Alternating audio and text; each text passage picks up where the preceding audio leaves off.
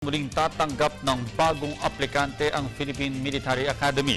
Magkakaroon ng entrance examination at para malaman natin kung ano-ano ang mga requirements at mga benepisyong maaaring makuha ng isang kadete sa kanyang pagpasok sa PMA, makakasama po natin ang hepe ng Public Affairs ng Philippine Military Academy na si Major Agnes Lynette Flores. Magandang umaga po sa inyo. Magandang umaga po at sa lahat ng mga kasalukuyang nanonood sa ating programa. Magandang umaga din po sa inyong lahat. Ma'am, ngayon po ay buwan na ng Hulyo, hindi pa po ba huli para sa mga aplikante ng PMA?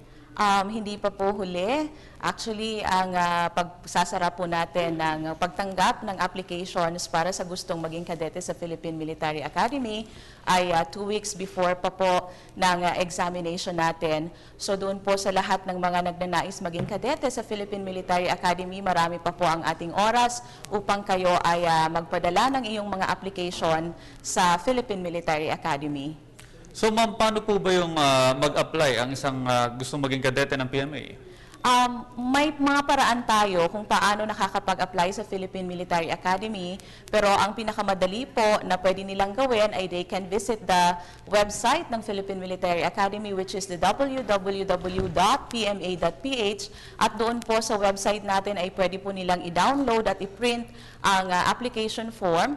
They can fill it up po, and then lahat po na nandoon ng mga requirements, they must attach it, and they can send it through mail to of Cadet Admission sa Philippine Military Academy, Fort Del Pilar, Baguio City. Meron din pong isang paraan, yung tinatawag po nating online application, kung saan doon po mismo sa website natin, they can click po yung mga prompter doon and they can apply at the time doon po through internet. All they have to do is to be ready with the documents. They have to scan it and i-attach po yun doon if they are prompted to do so. Pero doon po sa mga mahuhuli, assuming po na hanggang ngayon alam na nilang mag-exam sila, gusto nilang mag-exam, but at this point of time, hindi pa po handa ang kanilang mga documents. No? Kinakailangan kasing mag-submit sila ng NSO certified, ng birth certificate nila, pati na din po ang Form 137, kasama ng application form kung saan mag-a-attach po sila ng 2x2 ID doon. Kung hindi pa po yun handa, 2 weeks before nung pagsasara ng application period natin, meron din po tayong tinatawag na online application. Ito walk-in application kung saan on the day po mismo ng examinasyon ay tumatanggap pa po tayo ng mga gustong mag-examine, yung mga humahabol ba. But then, we encourage po na kung meron na po kayong oras, mag-apply na po kayo ngayon. Yes, ma'am. Apply po online, paano po nila malalaman yung schedule of examination nila? Ito po ba sinasagot din online or sinusulatan sila? Bibigyan po sila ng advice ng ating administrator doon sa online application if they will be able to print na yung kanilang permit or ipapadala po sa kanilang email ad na isinaa doon sa kanilang application form ang kanilang permit. So doon po sa permit, matatanggap nila or malalaman nila yung mga instructions ng kinakailangan nilang sundin patungkol sa pag-take po nila ng entrance examination. So ma'am, kailan po yung examination para sa anong school year po ito? Ang ating examination ngayong taon ay gaganapin sa 25 nitong August. Ito po ang huling linggo ng Agosto. At meron po tayong 37 examination centers all throughout the country. So malawakang pagpapa-examine po ito mula Batanes hanggang Hulo. Meron din po tayo sa Tawi-Tawi. Sa lahat po ng mga major cities dito sa ating bansa ay nagtatagang Philippine Military Academy ng mga examination centers para i-accommodate po lahat ng mga kabataang nagnanais maging kadete sa Philippine Military Academy. Yes, ma'am. Ano po ang kahibahan ng examination sa PMA sa ibang military schools? Medyo ang examination natin sa Philippine Military Academy ay sinasabi nating masusi at talagang kailangang pagdaanan po nila ang iba't ibang phases ng examinasyon na ito. Overall, mag-uumpisa po muna sila sa tinatawag nating written exam kung saan kailangan nilang ipasa ang cadet qualification test.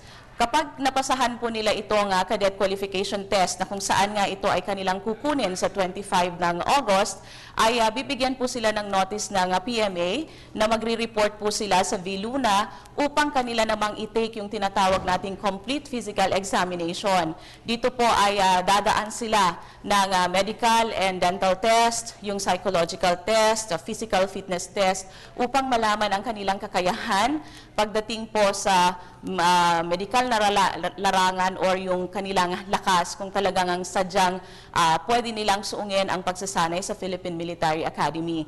Pagkatapos po nito ay sila ay i-appoint ng ating presidente upang ganap na maging kadete sa Philippine Military Academy. So naiiba din po ito sa iba't ibang mga eksaminasyon na ibinibigay.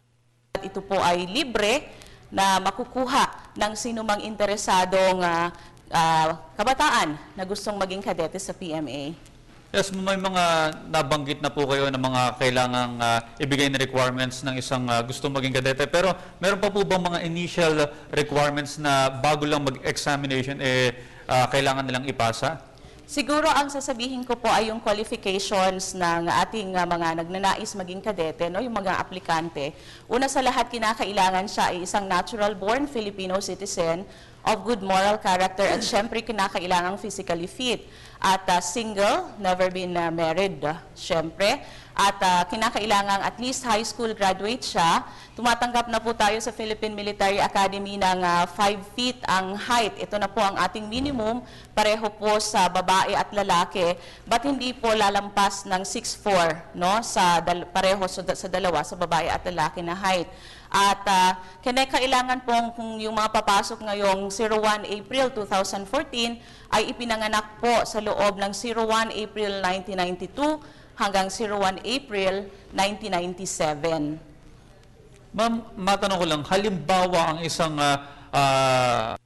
nag-a-apply sa inyo ay bumagsak, maaari pa po ba siyang kumuha ng examination sa susunod na taon? Opo, kung hindi niya po naipasa yung examination na ngayong taon na tinake niya, kahit ilang ulit niya pong i-retake ulit yon hanggang siya ay makapasa. Basta ang kinakailangan lamang po sa mga taon na siya ay nag-take ng examination ay nandoon pa rin sa kanya yung mga qualifications na nabanggit ko. Kasi po kung nag-overage na, actually yung age lang naman ang magva-vary doon. So kapag yung age niya po ay lumampas na sa 21, ay hindi na po siya pwedeng matanggap. Okay, ma'am, meron po bang certain limit na dami ng examinees kayong tinatanggap? Ay wala po. Sa katotohanan nga po, last year ay yung naging aplikante po natin ay umabot ng almost 21,000. Subalit 14,000 lamang sa kanila yung napagbigyan natin yung kumpleto ang dokumento at talagang kwalipikadong mag-take ng exam. So out of that 21,000, 14,000 po ang pinag-examine natin last year. So sana po ngayon, mahigitan pa po natin ang numerong yun sa kadahilan ng pag mas marami po ang magtitake ng exam, marami din po ang ating mapagpipilian ng mga tinatawag po nating deserving sa Philippine Military Academy. Yes, ma'am. Kung halimbawa ang isang kadete, official ng kadete, ano po ba yung mga benepisyong kanyang makukuha? Una sa lahat, ang pag-aaral po sa Philippine Military ay libre. Ang ating mga kadete po, they are on full government scholar. At lahat po ng mga kinakailangan ng isang estudyante sa pag-aaral ay libre po yan sa Philippine Military Academy. Yung sinasabi nga po natin kapag sila ay nakapasa, no, at magre-report na po sila sa PMA sa 01 April 2014, they are being discouraged po to bring anything.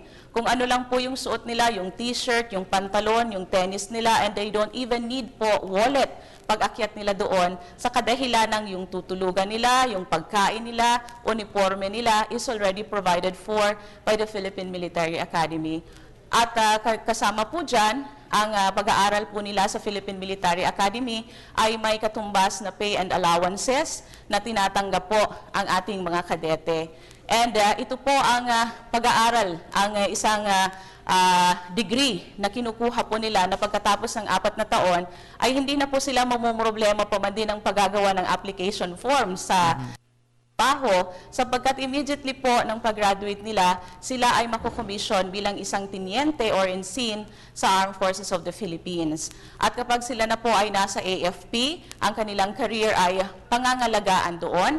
So yun din po ang tinatawag natin na magkakaroon po sila ng assurance ng tinatawag na progressive military career in the Armed Forces of the Philippines. Okay, ma'am, inyo pong imbitahan yung mga interesadong maging kadete ng PMA. Opo, sa muli po aking iniimbitahan ang lahat ng mga kabataan at lalong-lalo na po ang pamilyang Pilipino na payagan po natin ang ating mga anak na maging bahagi ng Philippine Military Academy. Ang sinasabi nga po natin, ang sandatahang lakas ng Pilipinas ngayon ay nagbabago na. Maraming mga pagbabagong nagaganap, maraming mga pagbabagong programa ang atin ang naipatupad. Kinakailangan lang po natin ngayon ng mga bagong kabataan na magpapatuloy ng kung ano man ang ginagawa ngayon ng Armed Forces of the Philippines. At ang mga kabataan na ito po ay magmumula sa Philippine Military Academy. So iniimbitahan ko po lahat na mag-take po kayo ng Philippine Military Academy Entrance Examination sa August 25 na po yan. Check lamang po ang aming website, www.pma.ph.